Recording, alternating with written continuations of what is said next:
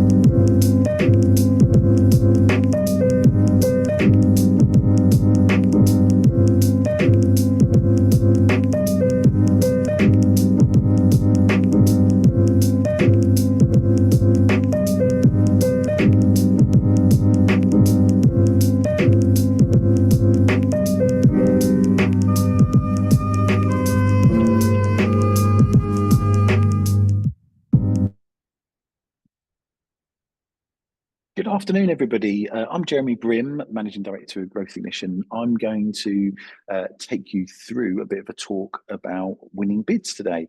So thank you for joining us. Let me just share my screen with you. Hopefully you can see that. And let me make sure I've got the chat open, etc. So welcome, everybody. Before we really get into things, a little bit of housekeeping. So yes, the webinar is recorded. It will be posted in your alumni hub before close of play today. Very efficient, these guys, very well prepared. It's very good. And so you'll be able to go and find that in the same place that you registered for today's talk. There are two chat functions available to you, apparently. A normal chat function that you should use to express any opinions, to network with peers, voice any tech issues that you've got, and the team will pick up that if you're struggling with sound, etc. Ben's got his hand raised already, so my tech colleagues might want to reach out to Ben and see what he's raising his hand about. Only use the Q&A function to ask questions. We'll not be addressing any questions posted in the normal chat. I say that, but I can't see the Q&A function, actually. So maybe that's what Ben was posting his comment about. But I tell you what, I'll get underway, introductions and all that sort of stuff. And if there's any bumps in the road, we can sort that out as we go. So we're going to be taking a dance through how to approach writing winning bids ultimately for B2B, B2G businesses predominantly. And so a little bit of introductions, bit of overview where this fits in the life cycle of growing a business.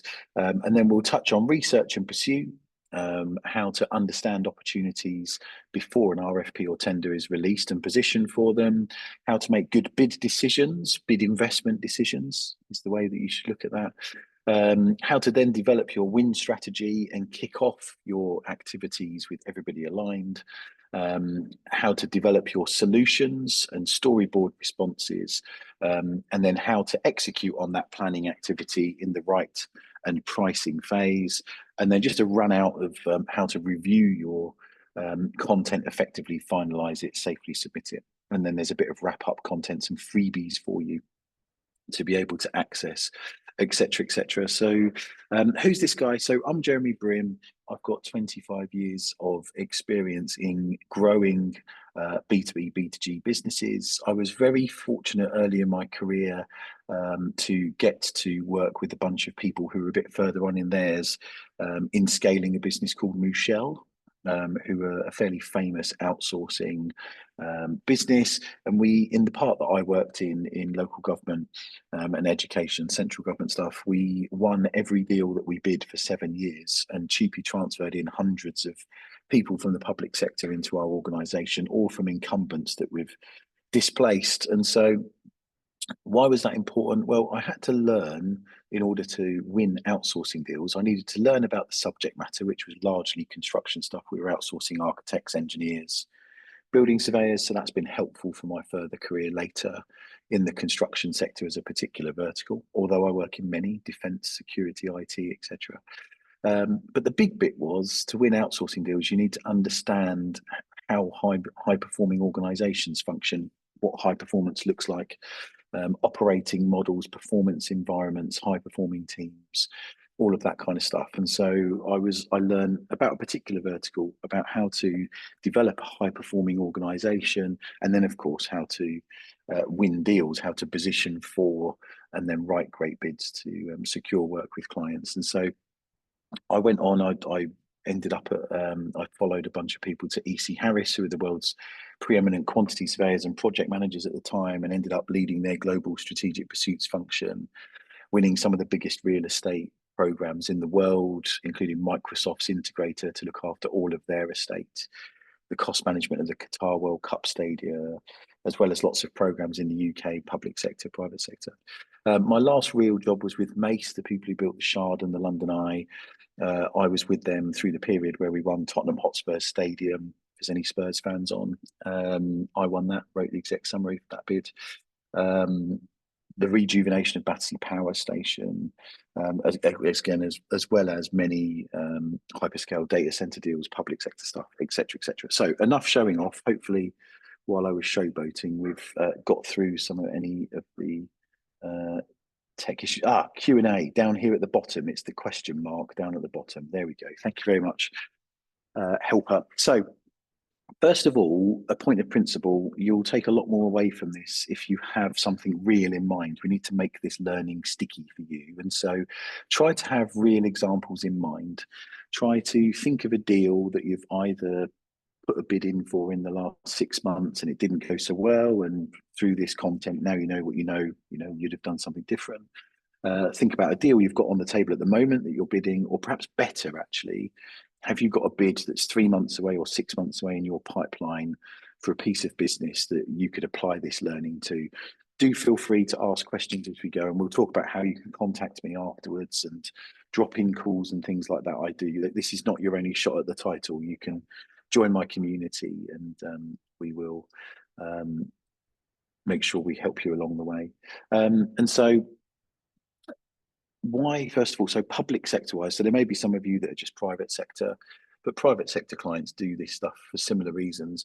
But if you take public sector as an example, why do clients procure things through a robust process? Well, it's because they need to have value for money. They need to be able to demonstrate that they've done a good job of robustly testing the suppliers that are applying to supply whatever the piece of business is, whether it's a product or a service. They need to check our financial viability and our insurances and all of that compliance stuff.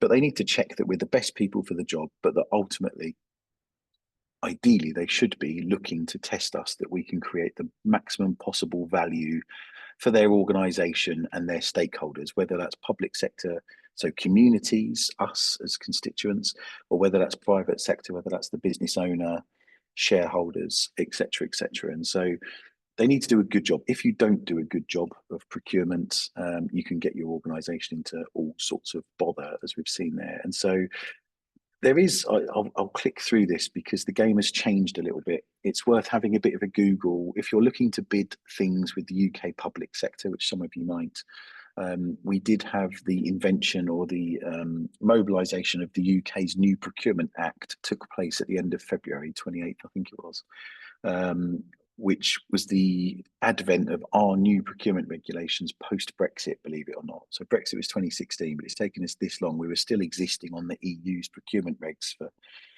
public sector until February. So those have been enacted with a policy statement aligned to it that came out the week before, which was quite interesting and provides some opportunity for you. So we're not going to talk in the detail about social value today, but it's worth you having a Google of the new UK procurement policy statement, and you should find it on the .gov website, and the associated procurement policy notices that go with it about social value, because there's some opportunity for particularly SMEs In that, being a Labour government, they've levelled the playing field a bit in some ways.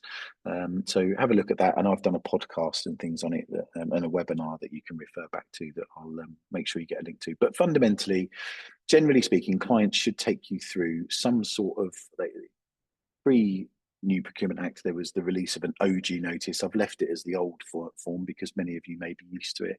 There's now a new UK central procurement portal where opportunities should be advertised and that you can register for, and you can subscribe to services that give you those notices. In the private sector, clients may well have done a market assessment, developed a long list for their initial expressions of interest, and then take that through this kind of process. And so there will be some sort of pre-qualification questionnaire or selection questionnaire in new money, or in the private sector, an RFI, a request for information.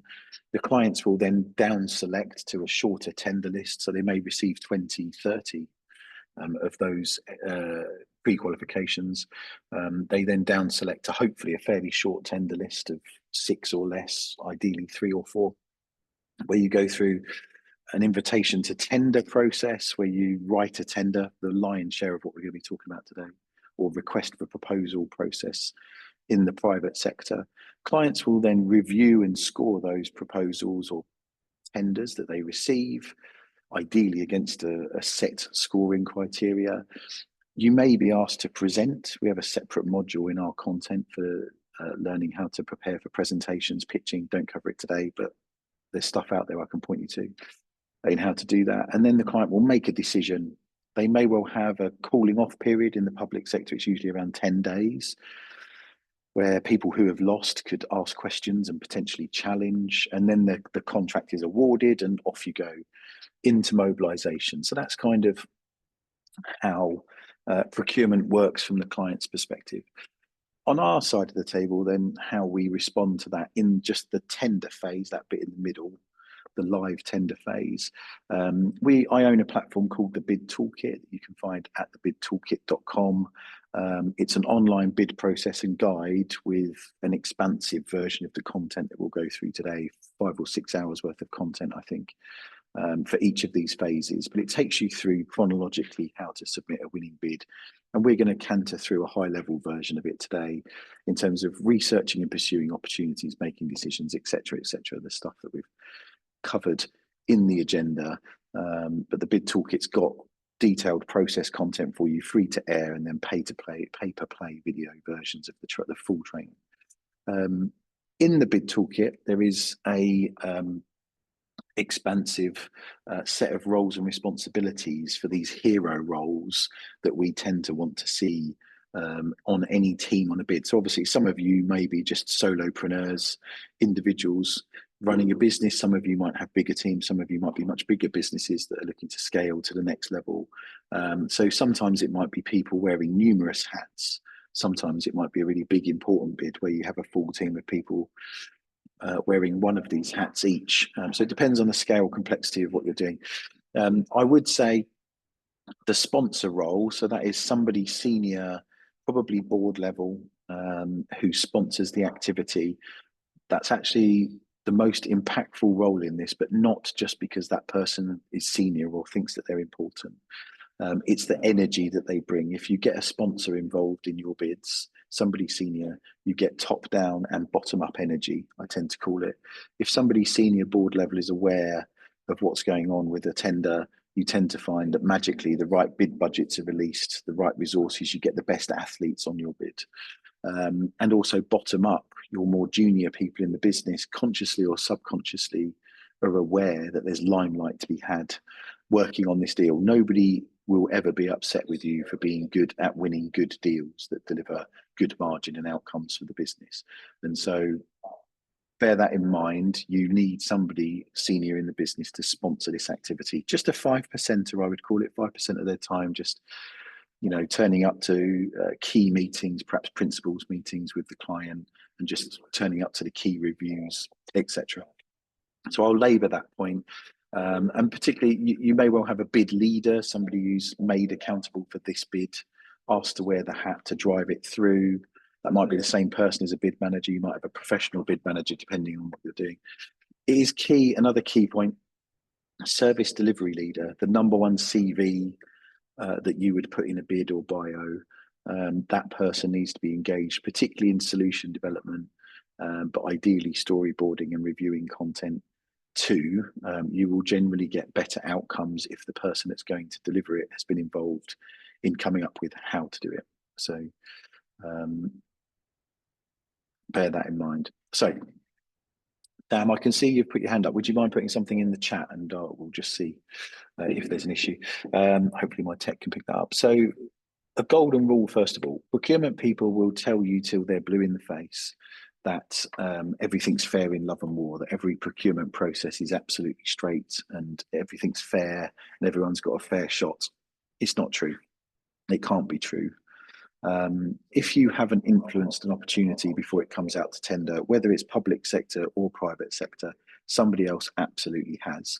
It's incredibly rare that any client would punt out a cold RFP to the market and not have tested their thinking with somebody, a human, normally obviously an incumbent. And incumbents, if it's a repetitive contract and it's a rebid, the incumbent's got such a wild head start on you. Your ability to unseat an incumbent is fairly slim. They've got to be doing shockingly badly, and you've got to have done a stellar job of capture and influencing the client to unseat them. Your chances are actually fairly slim. And so you need to bear that in mind when it comes to particularly the bid decision piece in a bit. But fundamentally, if you sit at a bidders conference or on a Teams call with a client briefing you on a tender that's coming, if you don't know what they're going to say before they say it, somebody else probably does. And if it's not you, you should consider that. So we want to have ideally influenced them. So you'll get a PDF of this deck and obviously the video. This is a classic sales funnel. It's fairly UK public sector in vibes, but works for the private sector too. Notice the timeline across the bottom. So ideally, for your top 3 deals in any one year, I would say that you want to have started to influence them at least 6 months before the tender comes out, but ideally 12 months or more for capture. A single campaign to influence and position for that deal. So just bear in mind, so in the UK, 500 people a month Google bid writing training or similar tender writing training. And that's fantastic for me because obviously I own a bid writing business, bid writing training business, among other things. But actually, that's just the end game. So as I've alluded to, a lot of the real influence has happened far before. Only 50 people a month search for capture management at all, let alone training in it. So that immediately tells you we have a maturity problem. And I'm engaging with Department for Business and Trade and Mike Reeder, who leads our cross-party committee for international trade, etc., for instance, to help get UK businesses match fit, because in the fight these days, particularly with what's going on, global trade, Trump and all of that kind of stuff, we need to be match fit to go and influence and win deals abroad, as well as obviously convert work well and be as efficient as possible with our cost of sale in the UK. And so pick your top 3 deals, do a really good job of positioning those, but don't bid anything where you don't know the client, or at least really qualified well that you know you've got a good chance. I'm on my 18th client in a row of varying sizes over the last 18 months. When I work with their boards, we've found that around 80% of their margin is coming from 20% of their clients. So just take a moment to reflect on that. That's incredible, isn't it?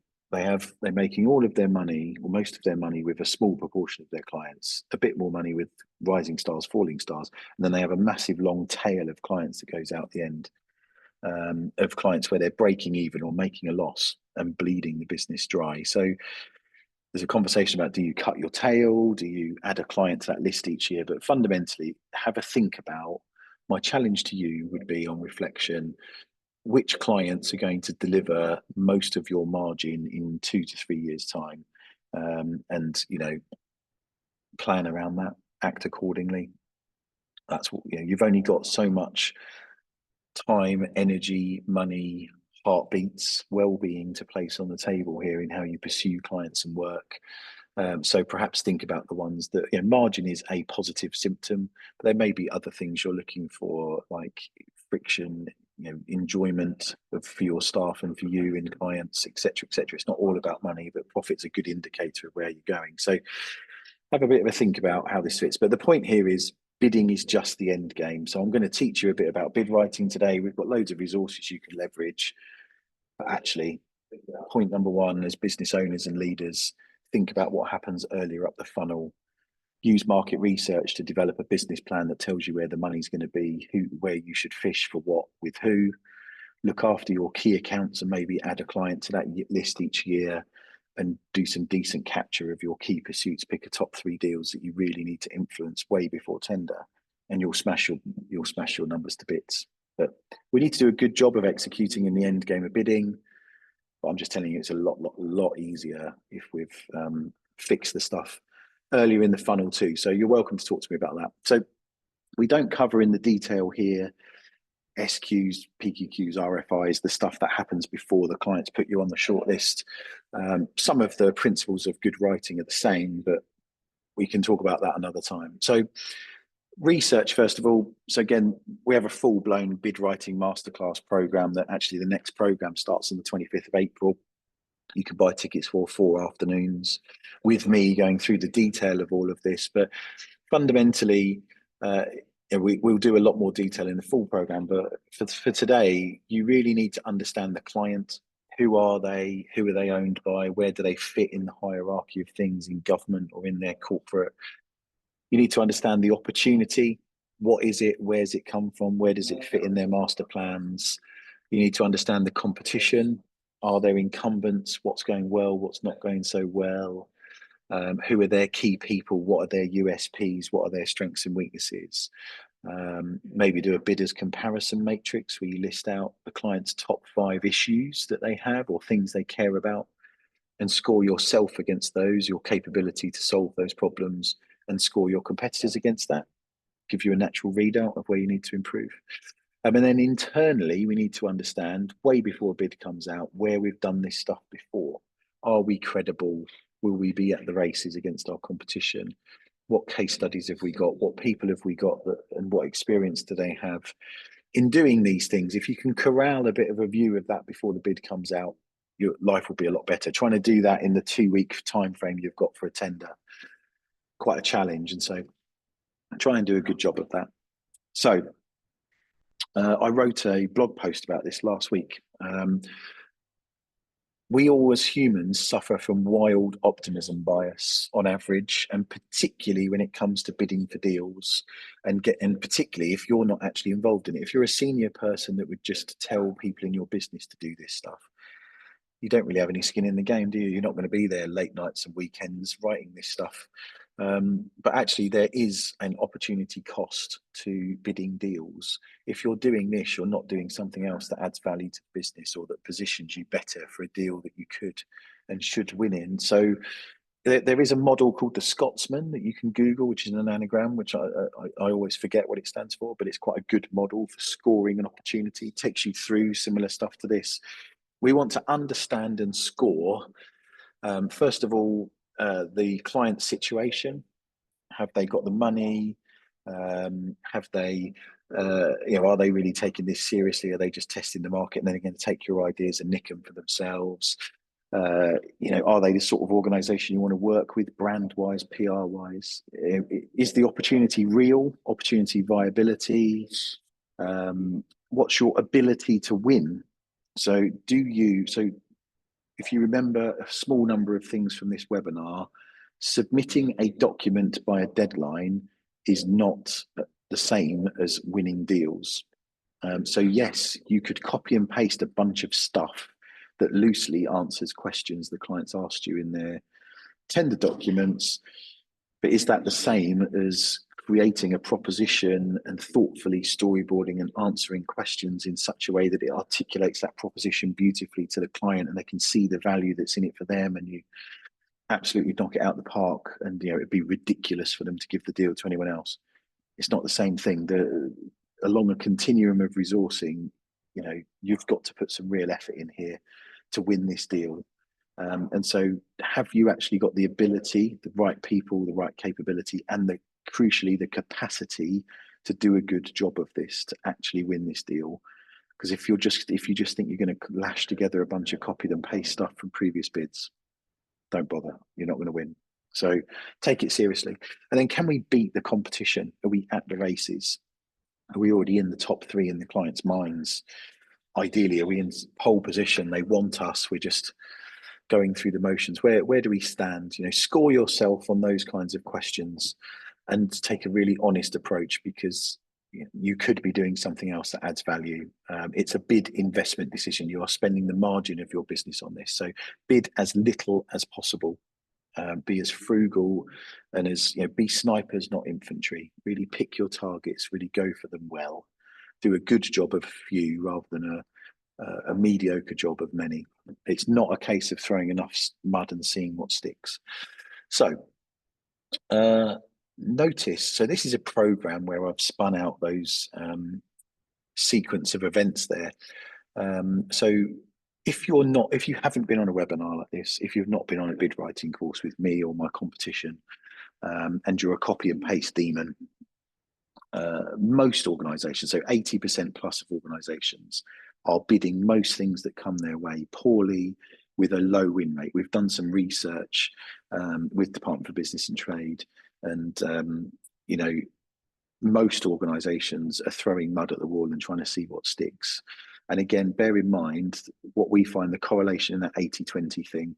The clients where you're making most of your margin are the ones that engage you early, that are good to work with, that your people like to work with, that are in the sweet spot of what you do well. Your health and safety stats will be better. Your well-being of your people will be better. Clients in the tail are the one-hit wonders where you won it cold on price, possibly because you underpriced it, didn't really understand it, and then your people are struggling to deliver, and that's where accidents happen, margin goes to die. And so, bidding the opportunities you should win, and taking a planned, methodical approach. We talk about here 25, 50, 25. Spend 25% of your efforts. So if you've got a 4-week bid, spend a week planning, make your bid decision, develop strategy, your solution, storyboard your responses. Then spend 50% executing on that, writing your responses, pricing the thing, and then give yourself that final week, 25% of the program, to review it effectively, squeeze the pips, make sure you're scoring every point you can score. That is utopia. Clients will bend you out of shape. It will never be perfect. But if you try and stick to that kind of run rates of activity, trust me, you will be much, much more successful. There is a net benefit in doing this stuff well. You will have a better time, easier time here, and your reviews will go better. Where we want to be is in the review stage we get to, people are correcting spelling and grammar and nitpicking, not saying things like, this doesn't answer the question. You've completely missed this section or this requirement. We need to be in a place where people are nitpicking here because you've done a great job here, executed well here. So in terms of strategy development, then we're cantering, because this is only a short webinar, right? But we want to, most of the methodologies in the world will take a single stage approach to strategy development. They'll have one launch meeting where you'll get everyone in a room and you'll try and figure out how you're going to win the deal and then who's doing what. And human nature dictates that the people in the room will be more focused on who's doing what, i.e., are they going to have to work a late night or a weekend or whatever, or put something else off, versus focusing on how to win the deal. So my advice to you is have 2 separate sessions, even if they're back to back. Have an hour or 2 on how you're going to win this thing, what's your proposition, and then kick the thing off with everybody aligned. And it's actually a smaller group in the strategy bit. The blue sky meeting, how are we going to win this deal? What's our proposition? What are our win themes? And then kick the thing off, the who's doing what, the tactical stuff. Do that later. So in terms of proper preparation prevents poor performance, as my dad always said to me. He's quite a wealthy dude, so I think he knew what he was talking about. Let's make sure that the bid lead, whoever's playing the role, bid leader, bid manager, take a moment to actually read the documents end to end. The amount of times that people submit bids that actually reflect what they wished the client had asked for rather than what they've actually asked for is wild. the amount of times your bids end up in the bin because you've not actually answered what the client's asking for is crazy. So, there's something about compliance. You need to actually do what they've asked. Only do something they haven't asked for if you've clarified it and they know it's coming. But certainly, we need to make sure we understand the client's ask before we try and sell to them.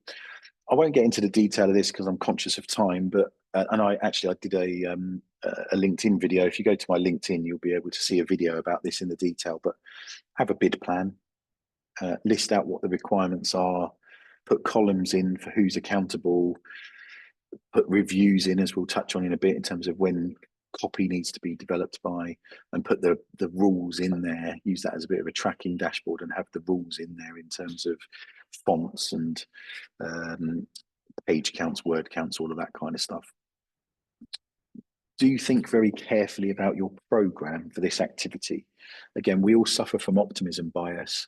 You just in the chat, actually, you guys tell me how long do you think it takes a human sorry, the other way to look at it, how many pages of content can a human write from scratch in one day?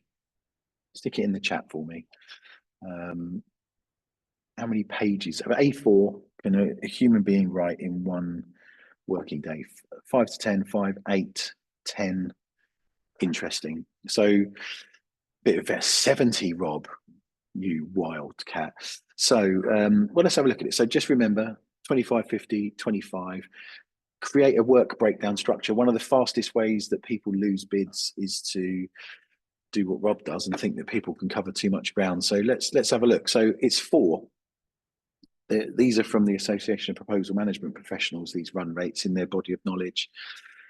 Been around for 25 years, and I've been paying mind to these for the last 6 years or so, and they're about right. So even with a storyboard from scratch, it's about 4 pages. With a bit of base content, you can do 8. At the other end of things, humans can only read and score effectively and make comments on about 40 pages in a day. Bearing in mind, that is with Teams off, no WhatsApp, no distractions, no calls, 8 hours. So when you're scheduling your activities, think very carefully about how much ground you're asking people to cover. So again, we do a whole, probably an hour and a half's worth of content on strategy development in our full program, but in how you get to being able to write an executive summary, if you're allowed to submit one, or a message house, if you're in a lift, what are the 3 things you would say to that client, the big messages that would be at the heart of an exec summary? To get to that, you need to think through the client's need and insights. So what are they asking for? But the crucial bit in bidding is, yes, you'll get slides, Joseph, by the way. Everybody gets overly wound up in what the requirements are, but what's the business case? Why are they procuring it in the first place? What's the business outcome they're looking to achieve? How we really win deals is by turning the volume up on that. And of that, what are the hot buttons? What are the things that they are keeping them up at night, the risks, the things they're worried about? And then what's going on around them and us in terms of environment, their relationships with us, others, their stakeholders. Who do we need to know? Who do we need to influence? What do they care about? There's between 5 and 7 people read every tender you'll ever submit on average. Who are they? What's important to them for their scorecard at the end of the year that you can influence? And then the bit on your competition, maybe a SWOT analysis, particularly your strengths and weaknesses. What do we need to message out of that? And then if you look back at that, you should be able to pick through it. What are your differentiators or discriminators, the Americans say, and what are your unique selling points? What are the really big ticket items in your features that differentiate you? That should enable you to come up with your proposition, and particularly 3 big messages. I say 3 because humans can only ever remember 3 things at once on average. What are they? So we've got some tools in the bid toolkit that you can use to get you there. So, but fundamentally, what are your discriminators, your differentiating factors that they care about? So don't try and sell them stuff that you care about, but they don't. You need to put forward value that they value. And so, if health and safety is important to them, then, and you've got a better health and safety accreditation than anyone else, turn the volume up on it. Those are little discriminators in the detail, but your USPs are critical. What you should have at least one, for every bid you submit. What absolutely sets you apart from everyone else that nobody else has. So if you've got a team of people that have done exactly this thing for a very similar client, or indeed for the client you're bidding to, so you'll save them 3 months on their program in mobilization, and it's lower risk, and you understand the stuff and the things, how their processes work, you're already security cleared, whatever it is. If nobody else has that, that's value that differentiates you. That's a big ticket, might even go in the heart of your exec summary. So bear that in mind. So we should, I talked about value propositions.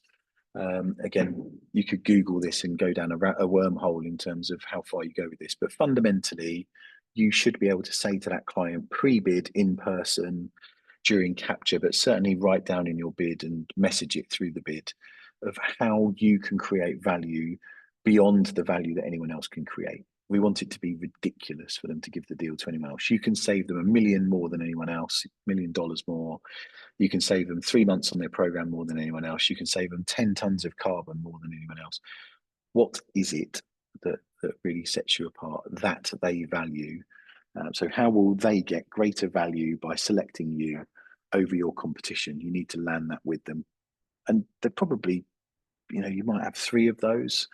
So your win themes, people get the win themes, hot buttons, features mixed up. Your win themes are your big 3 messages that are really going to set you apart, that you want to land in the heart of your exec summary, and that you would say to the client in the lift, almost your elevator pitch. If you do get to write exec summaries to clients, again, we've got a whole course on this, but 2 pages, talk about them first, not you. Talk about what's important to them, why they're looking to procure it, the outcomes they're looking to achieve, and then play to them your big 3 messages in how you're going to deliver that outcome. Maybe a little bit of commercials, price, and then and only then at the end do this is really important to us, and we're going to talk about this at every board meeting, and because you're going to be a critical client, and blah blah blah. They do not care about you. They care about the value that you're going to create. They don't care how many people you've got or whatever it is. Some of that stuff just substantiates your proposition. They care about what you're going to create for them, how you're going to help them get their bonus at the end of the year. So talk about them first and how you're going to help them. Hopefully that makes sense to everybody. So kick-off meeting then. So let's make sure that we kick off this activity with everybody aligned. So be clear on roles and responsibilities, your program, build a bit of a team spirit. I'm just conscious of time. So solution is everything. So I teach 1,000 odd people a year the full bid writing course. And I have to break it to them partway through the course that solution is absolutely everything. You could write the greatest bid ever, and I'll teach you how to do that. But if a competitor can save a client $1 million more than you, as long as their bid is compliant, they're probably going to win. And so it's incredibly important in your businesses that you are client value centric. You're focused relentlessly on the value that you can create for clients through your solutions. And then your bid is just a love letter to that. So just focus on creating the greatest possible solution to turn the volume up on their value. So we do loads of this in a full program, but fundamentally, most people, when asked to write a bid, if they've not been on a webinar like this, will just write in features. You'll just say how if you get asked a question by a client, what's your approach to information security? You'll just write about the stuff and the things. Well, we'll do this, and we'll have this meeting, and this person does that, and we've got this technology platform. But actually, they don't buy that. They don't buy the sausage. They buy the sizzle. So what's the benefit? So what? For everything you write in a bid, so what? I can see somebody talking about contracts advance where you can get opportunities for public sector. Don't bid all of them, Samantha. Be selective. Only you should use a contracts advance to find what bids were let in the last 2 years on a 4-year term. So you've then got a 2-year runway to prepare for it next time. Do that. Don't just bid everything that comes through.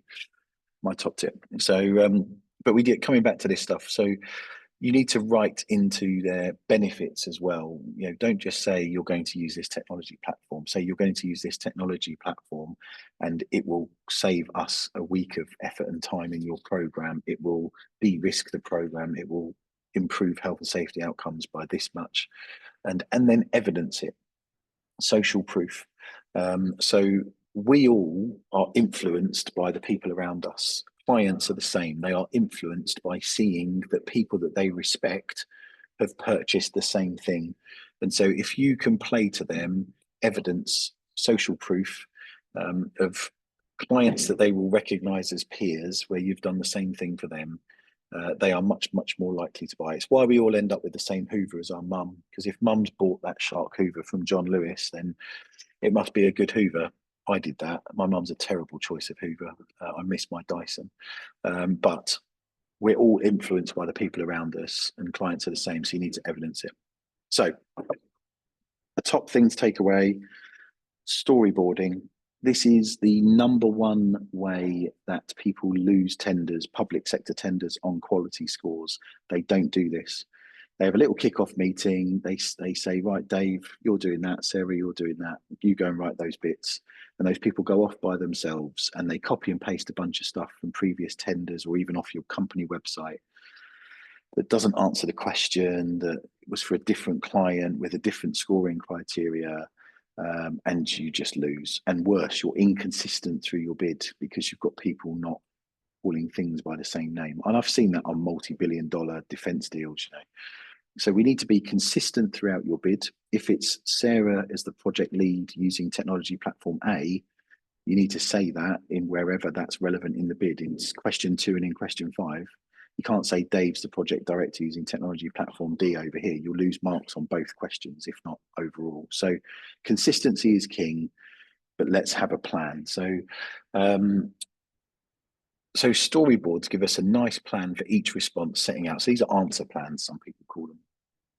Might just be a few post-it notes, Miro board, might be just a bit of a scribble on a whiteboard, but let's just break the question down into its component parts, in its associated scoring criteria, and then make sure we've written something about all of those things, first of all. So nobody ever really asks you one straight question. Every question you get asked in bidding is multifaceted. It's probably got at least 2, but probably between 3 and 7 components, as you'll see in a minute. So break them down. What are those components? And then write something about all of those things, and you'll be ahead of 60% of your competitors straight away, because almost no one knows to do that. And it's basic common sense when you think about it. So let's just make sure we do that. And they provide, if you save them, take a picture of the whiteboard or keep the Miro boards, it provides a nice audit trail that when we come to review later, you can measure against. So it creates a nice framework. It kills that fear of the blank page. And it's why in the bid plan bit I talked about, or you might have seen on the screen, about a work breakdown structure. Let's make sure we've got it really clear what we need to write where and how that works. Make sure when you look across the storyboards that you're landing your win themes, those key points, that you've got that team that can mobilize 3 months faster, know the client, understand the processes. You might need to land that in 3 or 4 different responses. And so it gives you a nice logical balance flow, etc., etc. But make sure you read the client spec, understand the compliance, where their baseline of service is, etc., etc. So I don't really care how you do storyboarding. I'm probably meant to give you a template and be really directive about how you do it, but you'll all have different business cultures, different approach, favor different ways of doing things, but just get the right heads together, whether it's virtually or in the room. Break those questions down. I don't care whether you use whiteboards or flip charts or how you do it, just do it. But every one golden rule, every response, every question needs to have one owner. They're allowed as many friends as they want to help them, but you have one accountable person per response. If you send 2 people off to write something together, they probably will fail. And so let's make sure we do a good job. So last sort of 6 minutes or so. So the actual writing bit. So follow the client's running order. If they've asked you 5 questions A to E, respond A to E and label them A to E. We need to make it as easy for the humans at the other end, or these days, potentially their AI platform, to find your stuff. If they can't find it, navigate your document easily, they'll get bored. And when they do eventually find it, they might start with 2 out of 5 in their head, not 5 out of 5. And so mirror their indexing, numbering, etc., etc. Reflect their language. So do not write to people in your company's language. They don't know it. They're not speaking your language, they're speaking their language. So what do they call you? Are you a partner, a supplier, a contractor, an integrator? What do they call themselves? Are they the client? Are they the entity? What are they? And let's make sure we have a bit of a list of that. You'll be able to pick it out from their RFP because and their specification, they'll have all of their terminology in there, but you need to write back to them in their language. So just think through, who are we writing to? Can we test it with them in the private sector? Public sector, you won't. But in the private sector, could you even go and get a coffee with them and walk them through your storyboard and all of that kind of stuff? Probably not. But if you don't ask, you don't get. In the public sector, you won't be able to do that. But you might be able to ask previous clients, neighbouring authorities, people to sort of test your thinking. And we do a whole piece in our full course about, you can Google the Wilson social styles model. Who are we writing to in terms of their personality DNA? Are they detail orientated people? Are they expressives with a short attention span? Even within one tender, you might be writing to 5 different people. Different people read each response. You might have a detailed weighted response for one part and a more visual response for another. So we need to understand that. Headings are key. They're the backbone of your document. They're what humans navigate. The human eye looks for the headings. Make sure they're consistent in their format, in their labeling, etc., etc. You might have 1.1, 1.1.1, but different levels of subparts. Just be consistent in how you deploy those. And as I said, write in benefits for whatever you write in terms of quality, in terms of features. Make sure you substantiate it, ideally with quantified benefits. By doing it this way, it will save you this much. By doing this way, it will save us a week on the program here. Or perhaps softer benefits that might be more difficult to quantify, but reducing staff turnover, etc., etc. How are you going to positively impact their business throughout the bid? And as I touched on, we do a whole piece of our full course on the DNA of selecting evidence. So there's some stuff in the Q&A. Let me go and have a look. You share details of presentation. Yeah, no worries. What's your advice for curating B2G opportunities? Which government portals are the best to spend time on? How do you set up a profile in a way that filters less relevant opportunities? So Mark, first of all, with the new procurement regs, they have put in place a new central government portal that you can register for, which you will need to submit your tenders through, or at least the first phase of it. So point number 1, you need to go and understand the new Procurement Act. And I did a webinar on that with a lady called Gemma Waring. I'll make sure that we send out a link to that, and with a slide deck that teaches you about that stuff. I think somebody had already talked about Contracts Advance and similar platforms. There are a few out there that you can get a subscription for. The key for you in terms of selecting opportunities in those platforms is by geography. So you can select in those platforms the geography you cover, and you can research the different types of codes. It used to be CPV codes, for instance, which actually hard data label each opportunity. So they should be coded, and therefore you can just receive opportunities that have those codes, that type of service. But to be honest with you, I would come back the other way and say you should have a properly market research business plan that shows who the clients are with which types of work that you want to pursue, and you should have a pipeline therefore of opportunities to pursue. If it's not in your business plan and in your pipeline, and it comes out to tender cold, you need to think about whether you should be bidding that, because it probably won't pass the bid no bid stuff, would be my advice to you.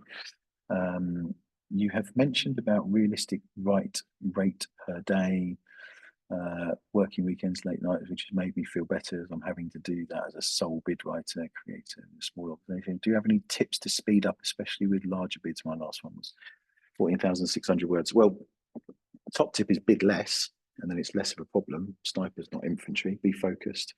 But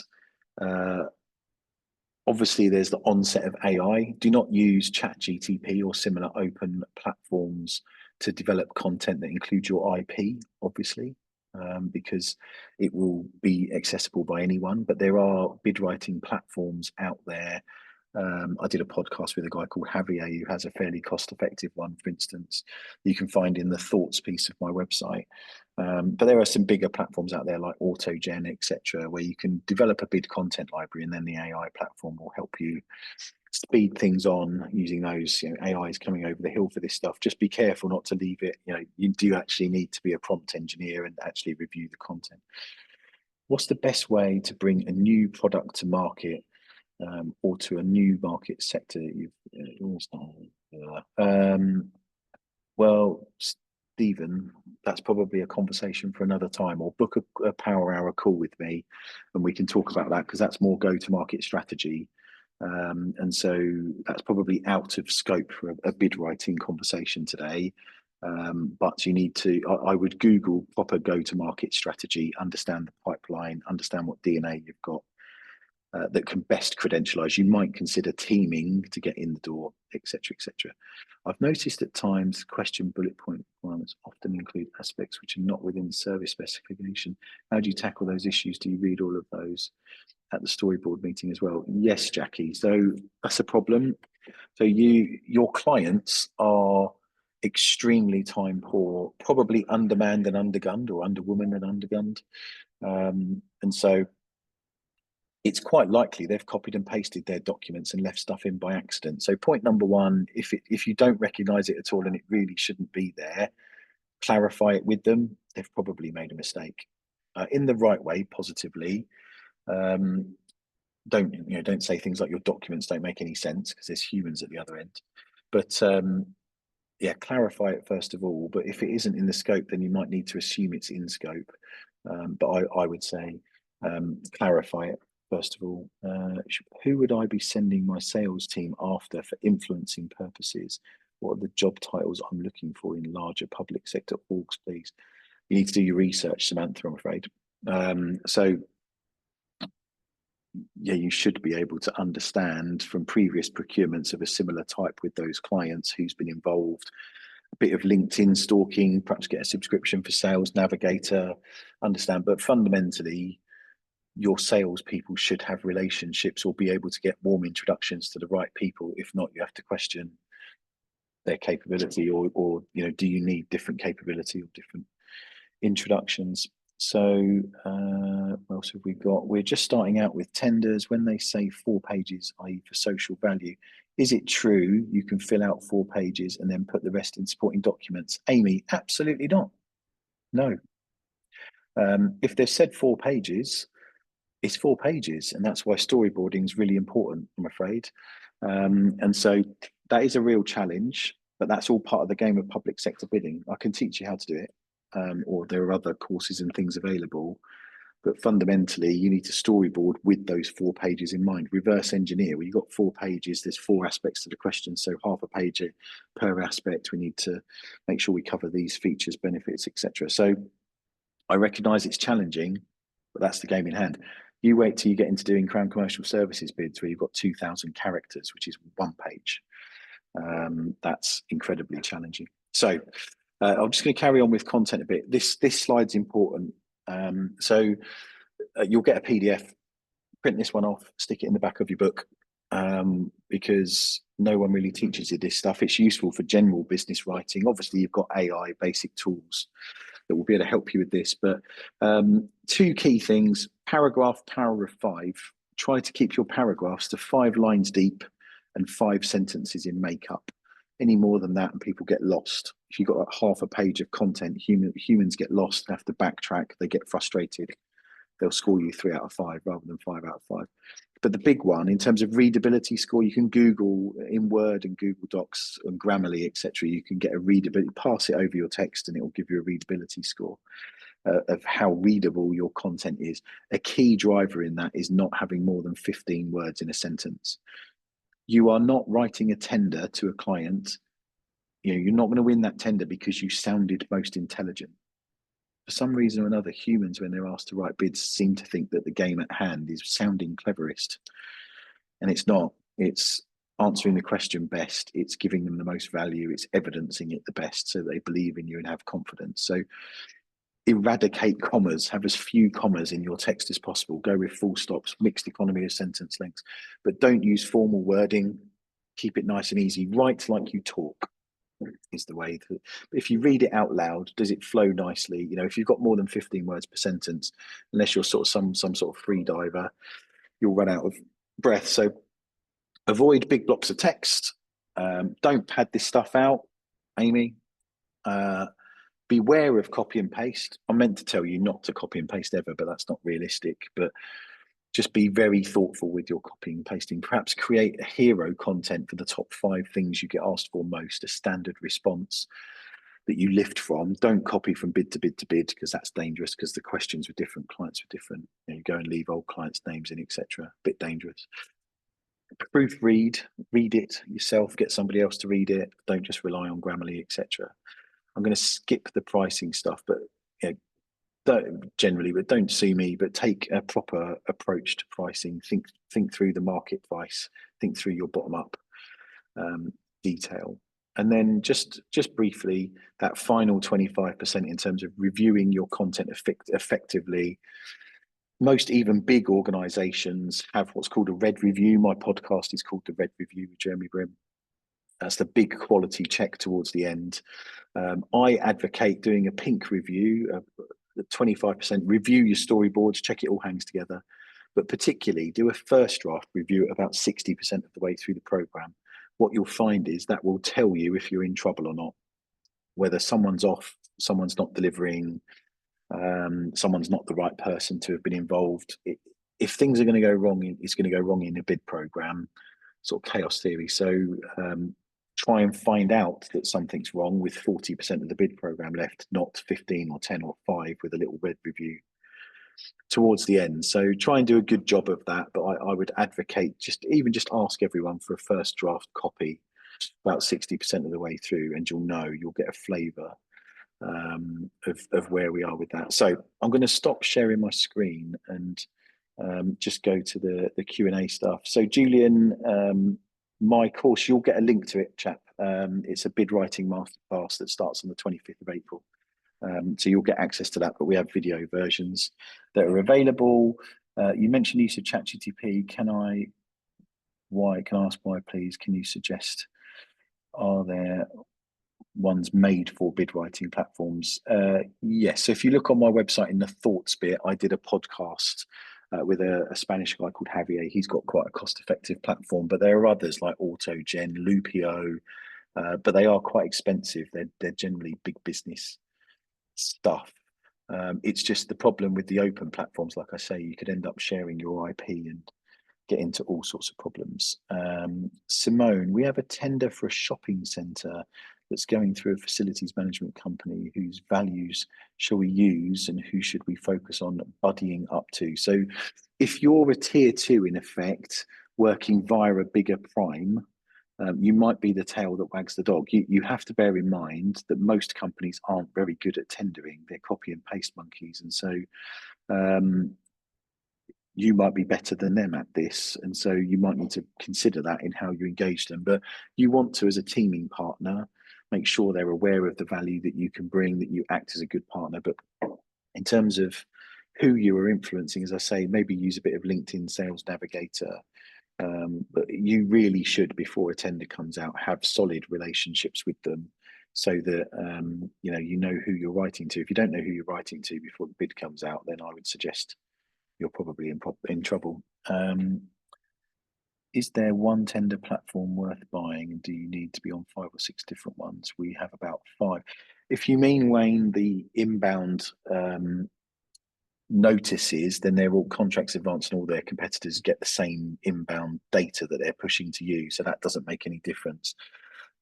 So if you're on one of them, whether it's Stottles or Contracts Advance or whichever one, they're all the same. Actually, they do pretty much the same thing.